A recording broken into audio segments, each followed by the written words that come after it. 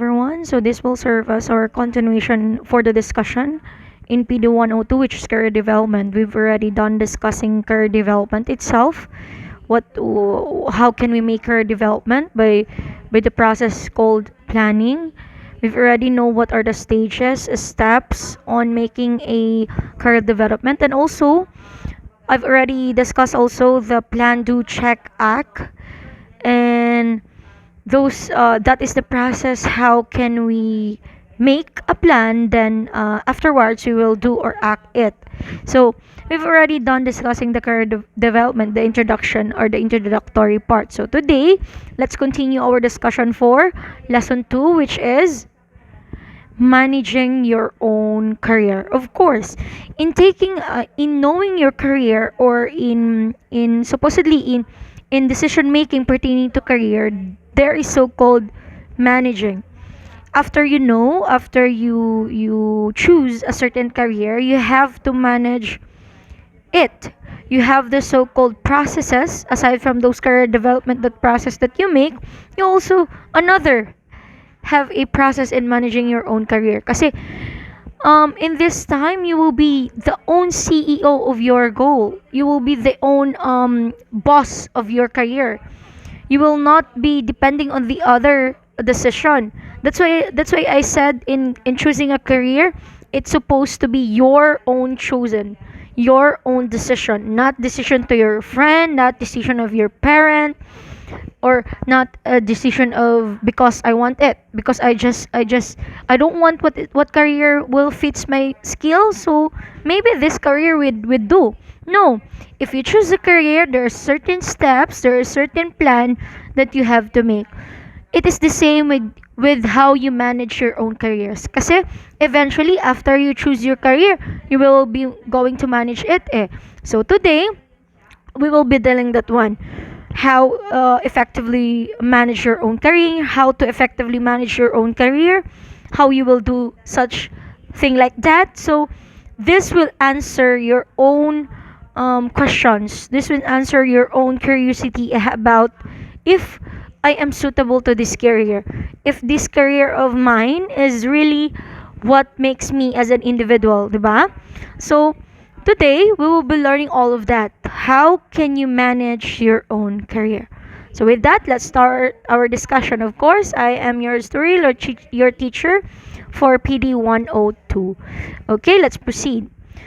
So, the very first thing that we must answer in managing our own career is how to effectively manage your own career. That is a very good question, or that is the very first thing to ask.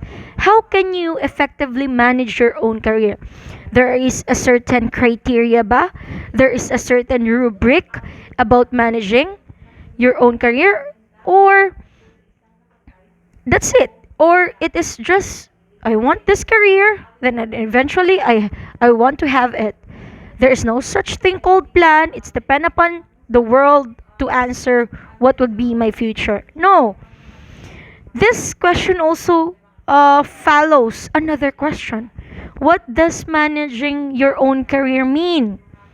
So, how can you define managing? How can you, because before you will go to managing your own career, dapat you have to know what is managing. How can you deal with such thing like that process if you don't know what is the word managing? Okay? So eventually it answered, it means taking ownership of your career by identifying specific goals and the building a development plan to create a blueprint for meeting those goals. So the very first thing you have to do to have an effectively manage your own career is by creating a blueprint for meeting those goals. Like for example, I will let use example my career, which is teaching. So teach before I will start to teach is a certain lesson each day, I make my own lesson plan. Why? Because lesson plan is our blueprint. Meaning to say, all of the outlines, all of the topics, or all of the activity that I will be doing today is in the lesson plan. Our life, our life as a teacher will depend on how can we organize our class in a certain day. So by that, by doing such thing like organization, we have to use a lesson plan, or we have to create a lesson plan. Our blueprint or our base on what we will be teaching for today.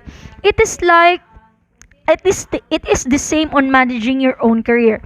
As I've said, before you will go before you will manage your own career, there is so-called a planning. So by creating a blueprint or a plan, you can eventually know what is your goals afterwards. Kaya nga sinabi ko yung statement na if kukuha ka lang ng isang course, bakit mo kailangan kumuha ng course na yan? Kasi kasi I think I think my skills is capable in that course, or wala lang, hindi ko na kasi alam, mami. Wala lang kasi hindi ko pa alam kung ano talagang gusto ko. Along the way siguro ma along the way siguro masasagot masasagot ang katanungan ko kung ano ba talagang gusto ko sa buhay. No. Before entering a certain the correct term, ha, but eventually in reality nangyayari yan. But let me check that one. In a correct planning of a career, or in career development, the instinct like that is very wrong. If you enter a certain career, dapat you've planned it. Dapat you know that your capabilities or your skills is fit in that certain career, and that is what you want. Kasi along the way, those aspect na, for example, una, there is negative or side effects in without planning a certain career. Marami. Number one, it turns out that wala kang, like for example, your reason na wala lang kasi ma'am, kasi hindi ko alam anong gusto ko sa buhay. It turns out the impact of shifting a course. So shifting is very hard. Why? Kasi along the way, hindi ka matapos-tapos. The 4 years course na gusto mo, magiging 5 years, magiging 7 years, or mas bad pa if you'll turn into 10 years. Parang nag-doctor ka na rin.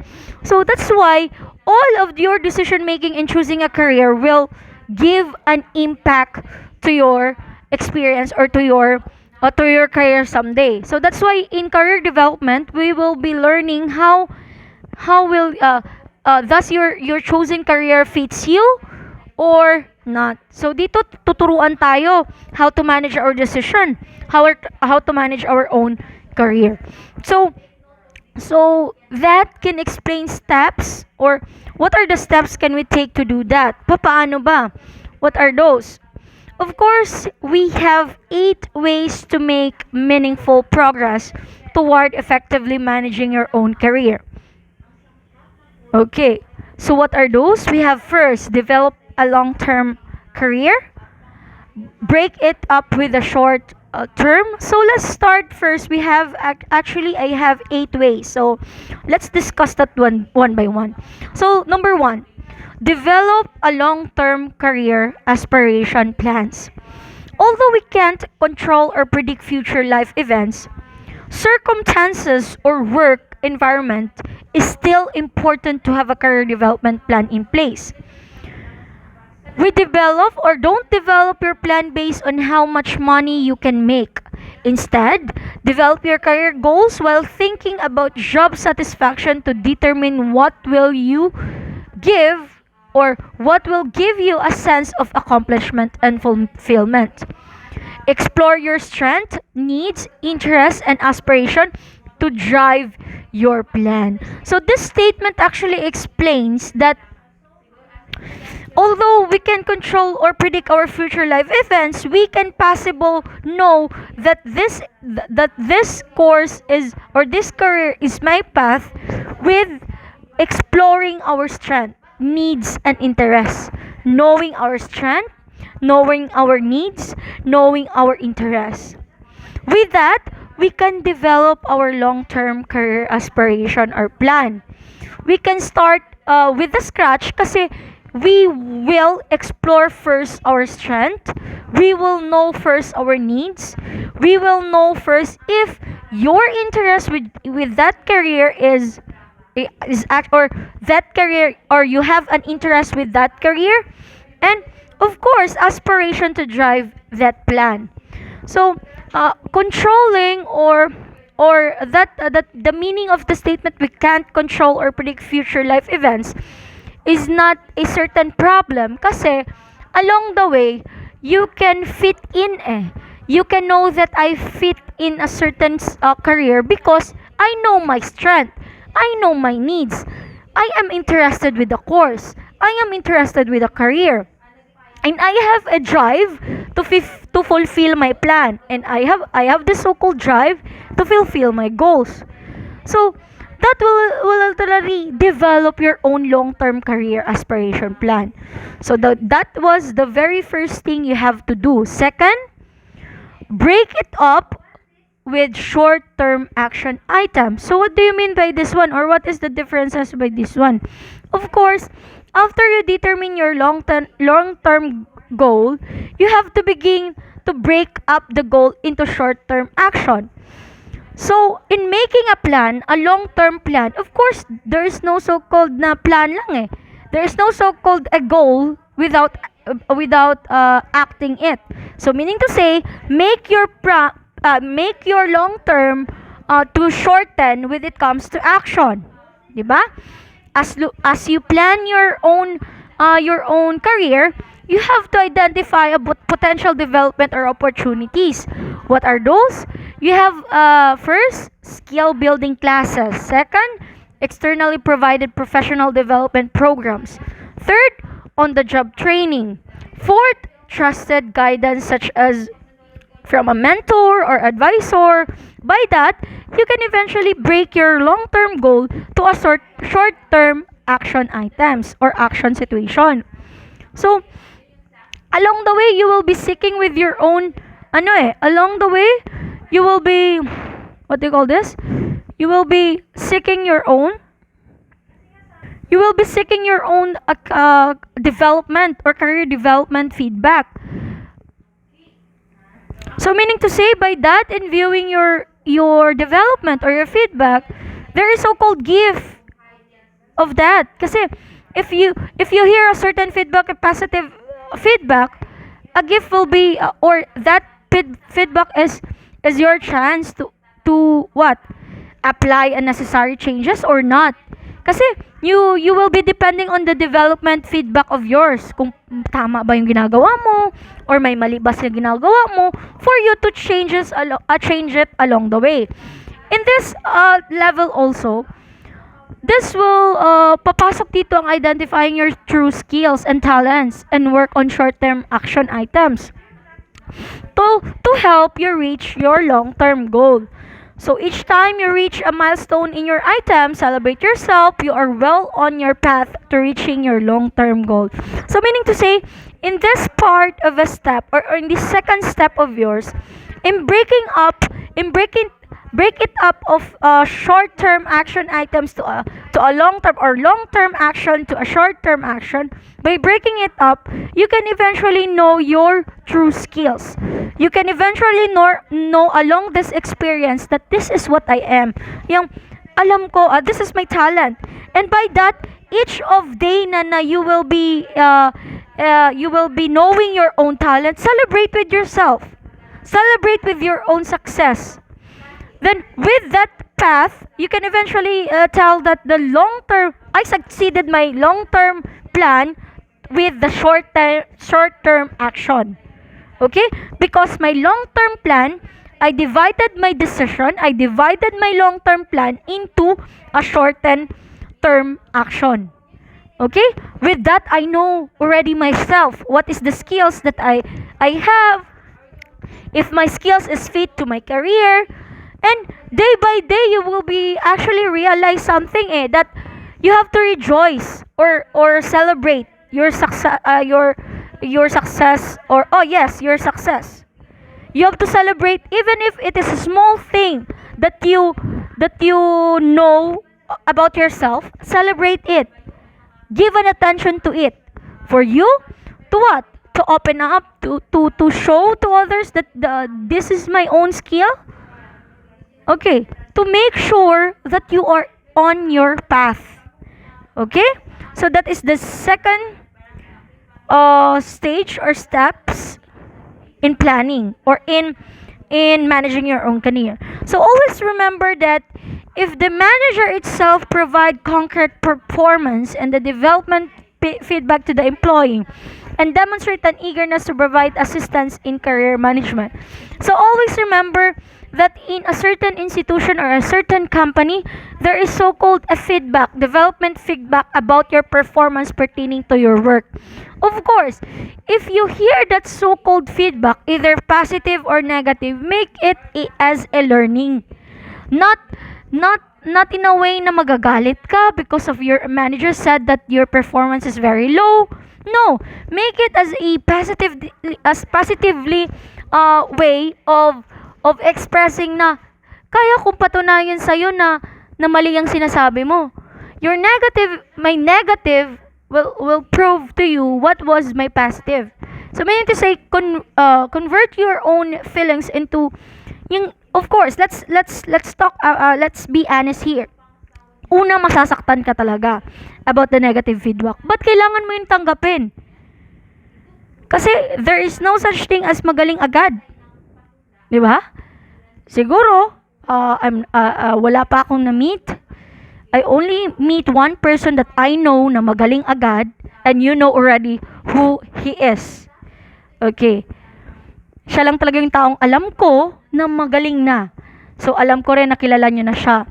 So, siguro, always remember na hindi agad makukuha yung makamtan agad yung magaling. Magaling ka na? No. There is so-called a negative feedback. For you to what? To change it into positive. To prove it na kaya mo. To prove it that I have something here. Okay. So, don't be sad. Don't be what do you call this, wag magalit with regards to the feedback of your teacher, to the feedback of your boss someday na alam ko naman in teaching process, when we gave as a teacher, when we gave a feedback to you, hindi naman masyadong masakit. We make it as possible na mas maganda pakinggan for you, for you to enlighten some parts of your journey, for you to enlighten that this part ay medyo na-wrong ako dito.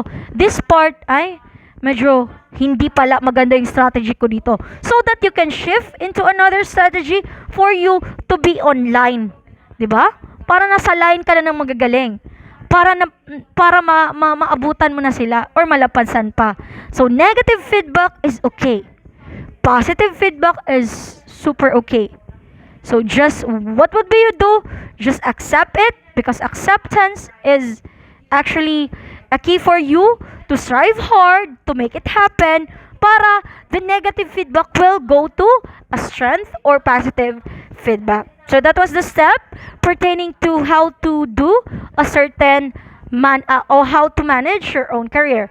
Third would be, don't be shy away from opportunity regardless of discomfort. What is the definition of this step? Or what does it mean?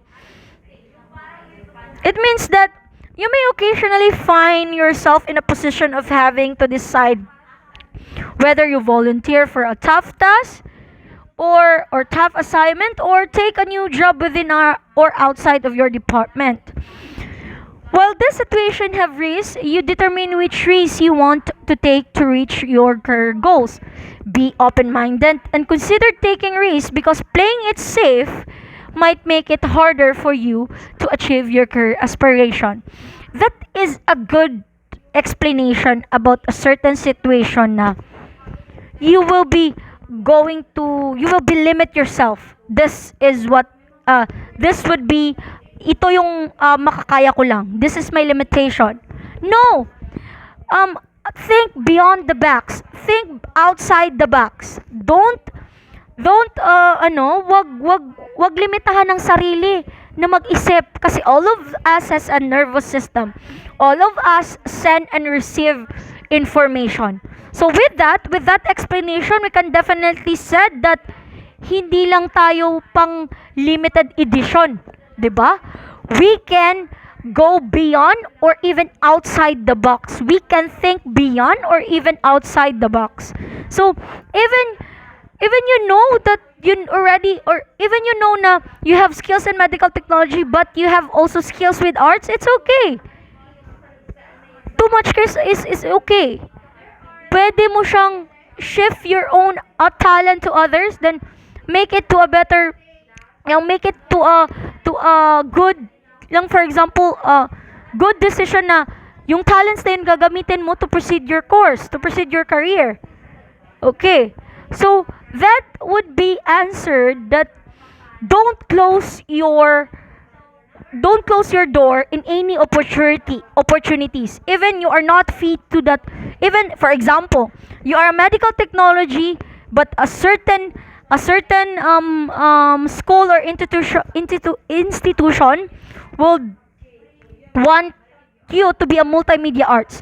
If you know that you have a skills in art, why not grab it, 'di ba? Opportunities is opportunities. Okay. One of my experience about that. Let's find an example about that. One of my experience is I have a so-called classmate in my college life. My best friend. My best friend is actually a graduate of. We have the same course. She is a graduate of a master's degree pertaining to education, of course, MAED. And she is actually teaching in private school, in private university. So the problem is she didn't know how to decide whether she want to be on DepEd or she want to take another opportunities. Kasi in that certain institution, mawawala yung teacher sa senior high. And by that, isa siya sa teacher ng senior high. Mawawala yung teacher ng senior high. So, sabi niya, can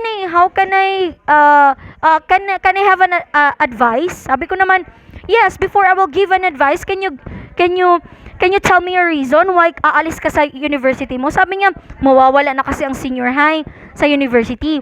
So, ano ba ang maganda?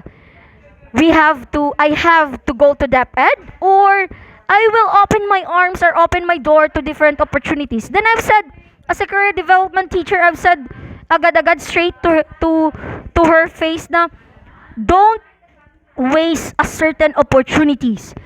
Even it is not for DepEd, but you know that it can give your own needs and your necessity, why not grab that opportunity? 'Di ba? Teaching is not only for because you want to be a DepEd. No. If you know that certain institution or company can provide your necessity and needs, you have to grab it. Sabi ko nga, opportunity is a certain opportunity. Opportunity is opportunity. So, if you have a lot of opportunity while waiting for a DepEd, grab the opportunity na nauna para hindi ka, ano mangyari? Hindi ka matambay. Ganon. Grab. Kapag maraming opportunity, don't be confused. Huwag mag-alala, don't worry. Dapat nga mas masaya ka pa. Kasi you will be the one to choose what opportunity is fit on you. Kung anong gusto mong opportunity na yon, iisa-isahin mo yung company. What company would make you build your own skills? What company will sustain your own needs? So, always open your room for opportunities. Do not limit yourself. Don't be shy. Just accept. But hindi ko naman sinasabi that accept all the opportunity kasi tao ka lang. You cannot do that one. But accept that opportunity na sa tingin mong plinanuhan mo na, sa tingin mong kaya mo, sa tingin mong masusustain ng needs mo, and with that, you can have a certain career or a certain path. Okay. That is the third stage of the steps on how to do or how to organize your own career. Okay. So, just to follow up lang for don't be shy away from opportunity regardless of your discomfort. Another statement that I want to be involved in this step. Show to others that you are capable of handling increased responsibility. Okay, look for attention of the people in the position that you are seeking. How do they dress and carry themselves is one of a sample of of a certain opportunities that actually fit on you. Yung paano ka magdala ng sarili mo, kailangan mong ipakita rin sa certain company na you are attending. Show to them that you are good enough. 'Di ba? By dressing yourself in a good way or formally, doon nakikita kung paano mo madadala ang sarili mo, o doon makikita din. That will be the first impression of yours. Kasi hindi nawawala yan sa tao eh. Yourself is such an open book. 'Di ba?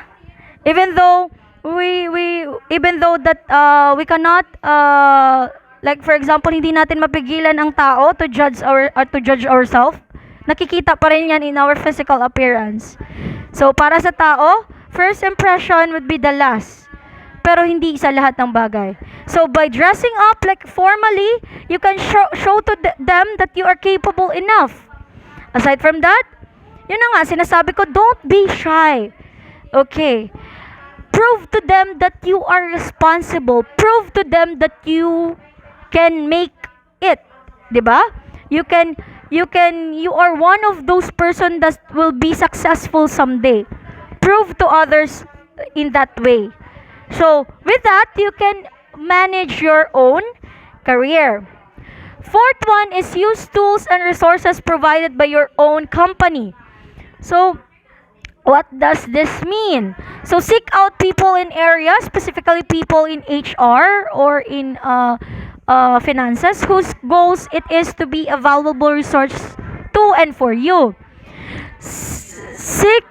Talk to the talent acquisition team about interviewing techniques and to gain some practices. Ask the recruiters if they'd be willing to review and critique your resume. Talk to people who work in compensation to gain an understanding of the minimum experience and skills requirements in certain position. Meet with the folks in the benefits area to learn about what sponsored resources may be available, like tuition, reimbursement, and or professional certification. So definitely get to know the professionals in talent development whose job it are to support you in training and skills development. So they can connect you with learning opportunities, mentors, and even some cases or coaches. So what is the definition of those statement that I've mentioned? So meaning to say, to explain it in easiest way, use tools and resources provided by your company. Of course, you are open to use all of the resources, to use all of the tools that in the company itself, that in the institution itself. For you to what? For your career or for your job or for the help of your job. Kung ano ba talaga yung position mo in the certain institution, nakakatulong kasi ang paggamit ng mga tools. And aside from that, connect of course with those your coworkers. Gain some knowledge about their experience, ask question about them so that it will help also with you in your future needs. Talking to other people is not a bad thing. Talking to other people and listening about what will experience that they have is eventually a learning, right? Talking while listening is a good one. Good at characteristics. Why? Because talking, you can inspire another person. Listening, that person inspire you and give you some advices about how you can fit your own skills to your own job. Diba? So, do not limit yourself. If number 3 is do not limit yourself with the opportunity, in number 4, do not limit yourself with your own only. Socialize, talk, make some friends. And of course, that talk that I've said to you is not in a sense that you have to backfight other employees. No. Talk in the sense that talk Talk about education. Talk about your job. Talk about something that you want to ask something, question, or even an advice. Listen to a person that wants a a hand of a certain problem. Listen to them. Make a certain decision. Make a certain advice to them. In that case, you can learn and you can share with others. You can this is the stage also, or this stage also can help with managing your own career.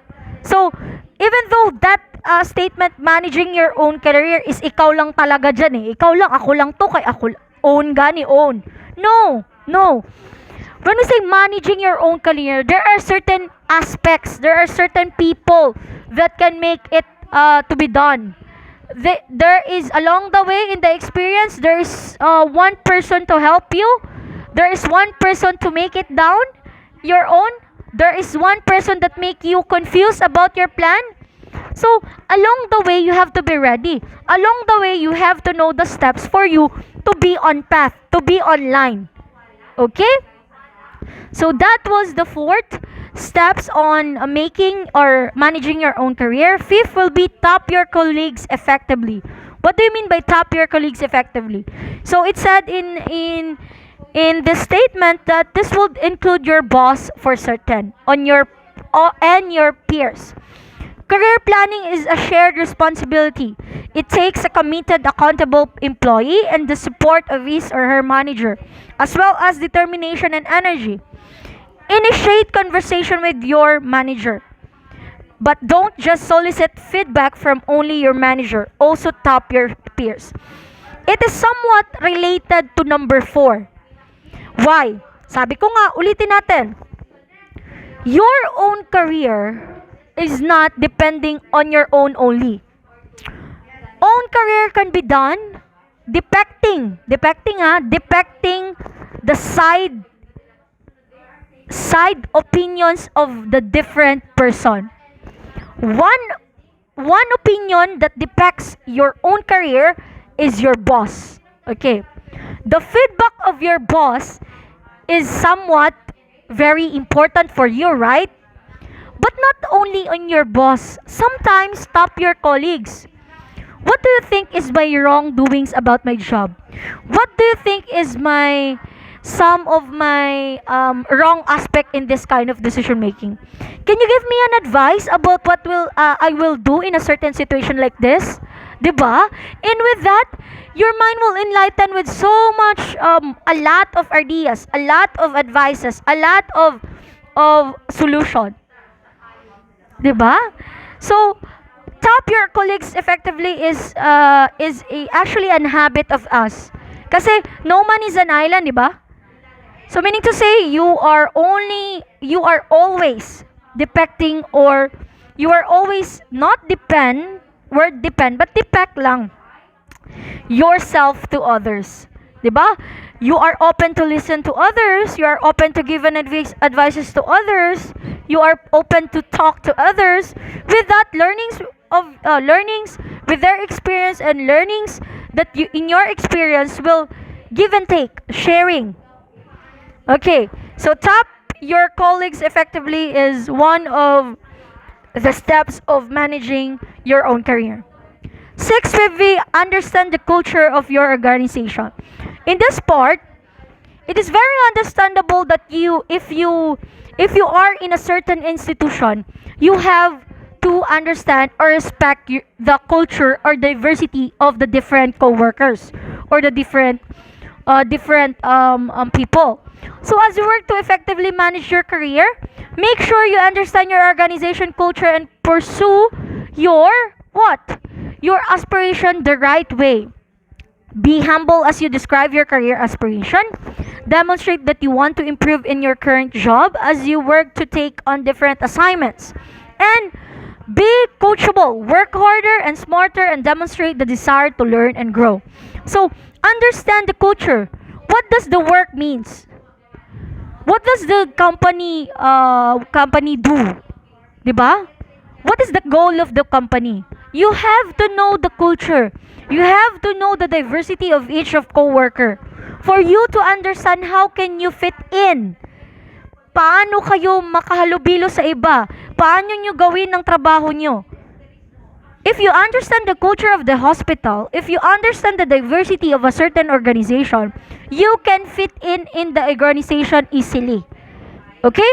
But always remember that being a certain new employee in a certain hospital, do not be like bida-bida. The word bida-bida is not, there is no environment or there is no home in a certain hospital or certain institution kapag bida-bida ka kaagad. No, just try to be coachable. Just try to listen with the others. Wag yung alam ko kaagad yan. Alam ko yan eh. I don't want your help. I already know that one. 'Di ba? Wag bida-bida. Okay. Sa bida-bida mong yan na attitude or characteristics, magiging kalaban ka ng katrabaho mo, and mas worse, your boss. 'Di ba? All of us has its limitation. Hindi lahat alam natin. Kapag hindi mo alam, magtanong. Okay. Do not correct your coworker. Make them realize na wrong ang ginagawa nila. 'Di ba? Kasi in that correcting part, they may misunderstood what you want to said. 'Di ba? Hindi naman lahat natatanggap the correction, right? Make them realize that they're wrong. Okay? Pwede namang sabihin through text, through chat, that I've observed on your work that there's something wrong with this. But saying it out loud with the different co-workers that you have, no. It is a no for me. Not only for me, even if you ask somebody. Meron talagang maapektuhan na damdamin sa ganyang attitude. So you have to make it in a professional way. Okay? Kasi you are all professionals. Correcting someone is quite correct if you correct it in a right way, but if you correct it in a lot of people, that is not correct. That is not correction. That is not correcting someone. That is pinapahiya mo yung tao. 'Di ba? So, just don't be a person such as bida-bida. Okay? Mas maganda yung low-key pero may gawa. 'Di ba? Mas maganda yung hindi nagsasalita pero the action will spread. 'Di ba? So, understand the culture or the what do you call this? The job of a certain organization. So understand the culture of it. Okay? For you to fit in the job, for you to fit with the different diversity of a certain institution, for the different diversity of the co-workers that you have. Okay? 7. Get out there and build your network. So what do you mean by this one? So be sure to go about building your network in a genuine way. Networking is about relationship building. It is not transactional work to get to know people, allow people to get to know you, or volunteer for assignments to build skills and connection. So get out there and build your own network. So meaning to say, it's actually considered has a similarity with pertaining to third steps. Don't be shy. Think beyond the box. Think beyond outside the box. So meaning to say, wag ka lang maglimita sa skills mo na yan. Go, explore, meet some people. Yan. Allow yourself to learn something. Do not stick with what you know. Explore, search. Yan. So with that, you will eventually know what is the importance of your career. So, gaano ba kalawak yung career na meron ako? Gaano ba kalawak itong medical technology? Dito lang ba talaga ako sa pag-injection? Dito lang ba talaga ako sa pag-test ng fluids? Or, I can do better pa? Or, I can make it, or I will be the one to test. Meaning to say, you are now stepping the field. Mag-aaral ako. Kasi para hindi na lang ako yung nag-view. I want to know what is the explanation of the different fluids that I'm testing. So, I want to proceed as a doctor. Ganon. So, do not limit yourself in that certain field. Kung kaya mo pa, then go. Okay? As long as, do not afraid. Kaya nga meron tayong number 8. And finally, don't be afraid of failure. Okay. Fear of inevitable failure. Okay. Your career journey won't be straight line to your goal, but don't allow the fear of inevitable failure. So, you might apply for rule and not get it, but instead of giving up, you are feeling defeated. Ask why you didn't get the rule and what you should work on in order to be better positioned for it in the future. Get comfortable being uncomfortable and know that failures offer your best learning opportunities. That's why I've said that always remember that failure is part of experience. Failure is always there. Kaya nga sinabi ko, walang taong magaling na agad. Walang taong perfect. Walang tao. Kaya nga I always say that we are only human. Okay. Humans meaning to say we have mistakes. We have decision that is not correct. We have some wrongdoings because we are only humans. But with that failures, we have this so-called characteristic and attitude to convert that failures to a best learning opportunity. So meaning to say, get the positive explanation of that failures eh. Wag siya tingnan as a negative way. Tingnan siya as a positive way. Kung for now, I failed in my examination, I'll be better in the second examination. Like that. So, I'm not saying that I'll be better. Salita mo lang. No. Do an action. Paano ka ba? Paano mo gagawin that I'll be better in a midterm examination? First, you have to study. Second, you have to take some activities, assignment, or assessment that the teacher gave to you. Third, participate in an oral recitation in a certain virtual activity. Diba? So, with that, your failure in prelim will eventually be what? Matatabunan ng matatabunan ng mga ginagawa mo na which papunta para maiwasan yung failure na again na yon. So gusto mong ibahin yung failure to give yourself a what do you call this? Ito papasa ako to pass your exam. So always remember that in failures there is so-called best learning opportunity. So don't be afraid of failure. Okay. So, I want to tell you, remember, you are the CEO of your career. Managing one's own career is an ongoing activity. It is not just for managers or those in leadership roles. It does not mean waiting on your manager to manage it for you. It is you, the professional, taking the lead in your aspiration. Yes, in reality, we have a boss. In reality, we have a CEO. In reality, we are employees someday.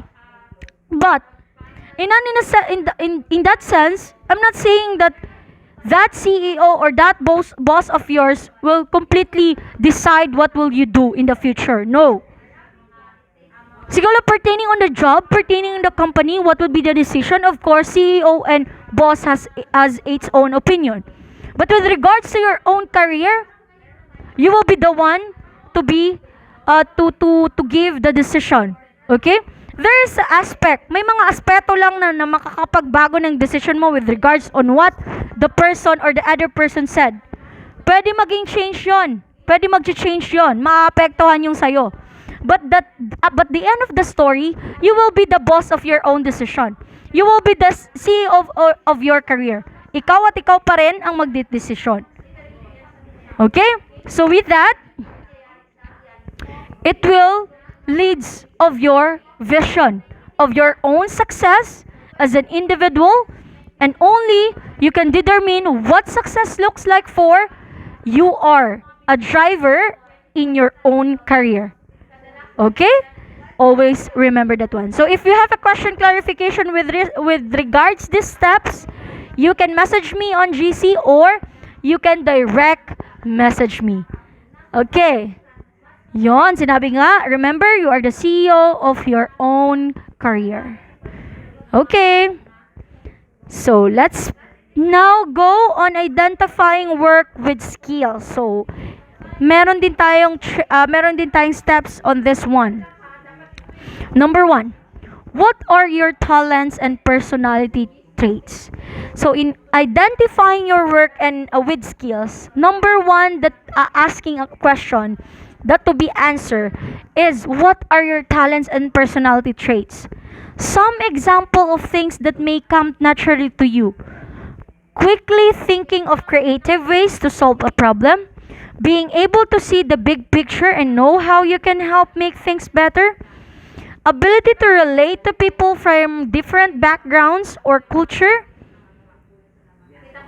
Okay. So what are the talents and personality traits? So that was the statement that eventually involved in that certain question. So what are your traits? What are your talents and personality traits? So in identifying your work, it depends on what the skills that you are pursuing.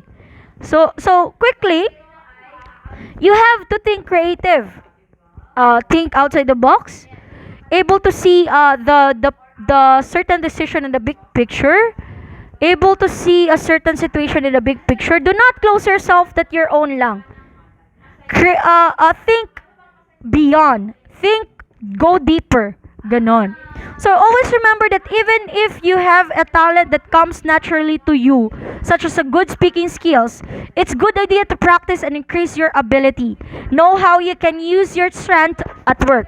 So always remember that even though you know that, for example, ito, good example ito. For example, good speaking skills. Hindi lang to nagdedepende sa dyan lang na level. No. Always remember that there is a room for a learnings. Okay. So do not set aside that I am good in communication, dyan lang ako. No. Possible baka magaling ka magsayaw. Baka magaling ka through arts. Open your skills. Do not stick with or do not limit yourself that I am good speaking. I'm good in speaking. I am good in communication. Palaguin mo. 'Di ba? So go beyond and go deeper with regards to your skills. So second one is what is a skill? So you have to define it. Sorry. So a skill is something you learn how to do. For example, someone with repairing skills can fix things well. They're also able to learn how to fix new things. A skilled reader can understand an article, book, or set of written instruction faster and better than an unskilled reader. Someone with programming skills can write computing code better than people without this ability. So, in this certain statement, it actually explains that you can gain or improve any skill with practice or training. Ito lang yung gustong ipagsabi dito. Sa lahat, sa skill mo, do not stick na, alam ko, marunong ako dito, kailangan mo pa rin makinig. You have to learn something to the others. You have to seek help to the others. You have to practice.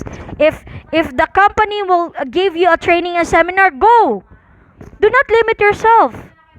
Go. If that training will improve or gain your skills, then go. You may have learned new skills through work you did while in the prison or while in the situation. That is why it's important to stop and think about what skill you have. Some of your skills can transfer from one job to others. So meaning to say, if ako, let's say I am a good in speaking. So I am good pertaining on communication. I can share that one. Then eventually, my skills will transfer to you. 'Di ba? Kaya nga sinabi ko, do not limit yourself. Go beyond, go deeper. Okay? So, when you say what is skills, it's all about gaining and receiving a certain skill by practicing and training. Okay? By listening to others. While trying to look a certain learnings pertaining on what the others will say to you. Actually, in a simple communication, learnings is meron yan. Simple communication about education, for example, what is my opinion about this state? What is her opinion about this state? With that, you are sharing the idea, sending and receiving information. So that is the second way on identifying work and skills. Third would be, what do employers want? Okay. In a job interview, an employer might ask, what is your greatest strength? In this situation, talk about all of your strengths. Employers want to know everything about you that makes you a good employee. The things you have learned and what come naturally to you. Many things you do at one job can also be used different job. These are called transferable skills. Okay. So by simply asking, what do employer want? Ano ba? So meaning to say, in the interview in a certain job, number one, na question sa inyo, what is your greatest strength? Of course, as much as possible, tell everything. Tell everything your positive skills. Tell everything your skills that you know na alam mo. And end your quote or end your answer with a quote that, even though I have that such skills, I am an open book. I want to receive or to learn another experience with my colleagues and with this certain institution or company. Meaning to say, you are open to learnings. Open ka para tulungan. Open ka para magdiskubre ng mga bagong kaalaman. So, do not depend on a saying that I know this one. I know that one. Try to look for answer. No. Hindi kailangan na sabihin na, magaling ako, alam ko yan. I know already that kind of action. Ganon. No. Just seek for an help if you don't know something. Okay? So, that is the only thing. Kasi, person has a strength and has a weaknesses. Not all person will show strength only. No. Meron at merong weakness yan. So with that, your transferable skills will transfer to others. Like for example, yung strength sa'yo, weakness pala niya. Yung weakness niya, strength mo pala. You can give it. You can share it. I-share, tulungan mo siya sa weakness na yun na para sa'yo strength mo, at siya naman tulungan ka sa weakness mo na para sa kanya, strength niya. Okay? So next. So that would be the identifying work with skills. So let me define further what is transferable skills. So transferable skills has its common wait lang. Okay, again. Transferable skills is actually, and everyone has a strengths and skills they are good at. Here is the least transferable skills that workers in all types of career can use. Okay. I have a table about the common transferable skills. I will give a soft copy about this lesson, and below that discussion, I gave a list of transferable skills. So it is very understandable, constant. There's no explanation about this one kasi it's like a illustration that's saying that this is the skill of set. On what are those skills that is very transferable. So what are those? Of course, basic skills. These are skills needed by almost all workers. What are those? Example, learn new things, listening, math, reading, science. Of course, that kind of skill is very transferable. Diba? Speaking, think critically is very transferable skills. Next one, people skills. These are some of the most needed and wanted skills. They are sometimes called soft skills. Be aware of others, coordinate with others, help others, negotiate, persuade, teach others. That one. Management skills. So all workers needs these skills, not just manager. So meaning to say, managing money, managing people, managing things, managing time. So it is actually transferable also.